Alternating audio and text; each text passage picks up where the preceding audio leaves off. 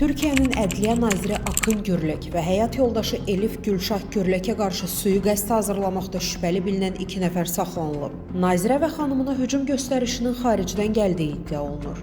İstintaq çərçivəsində şübhəlilərin fərqli tarixlərdəki ünvanlarında aparılan axtarışlarda 2 sənədsiz silah, bu silahlara aid patronlar və 3 milyon 206 min TL, təxmini 68 min dollar nağd pulun ələ keçirildiyi açıqlanıb.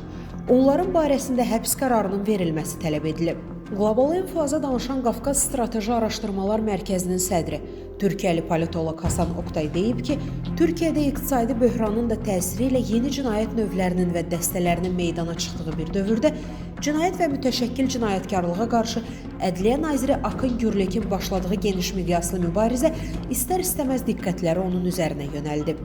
Stat: Böyük pulların dövr etdiyi qanunsuz mərc, qumar, narkotik kimi işlərlə məşğul olanlar qurduqları cinayət imperiyalarına qarşı mübarizə aparan Ədliyyə naziri Akın Gürlekə qarşı hərəkətə keçdilər. Akın Gürlek bu məsələdə heç bir güzəştə getmədən yeni nəsil cinayətkar dəstələrə, yeni nəsil cinayət təşkilatlarına, narkotik baronlarına və üstü açılmamış qətillərə qarşı möhtəşəm mübarizə apararaq adını tarixə yazdırmaq istəyir. Statın sonu.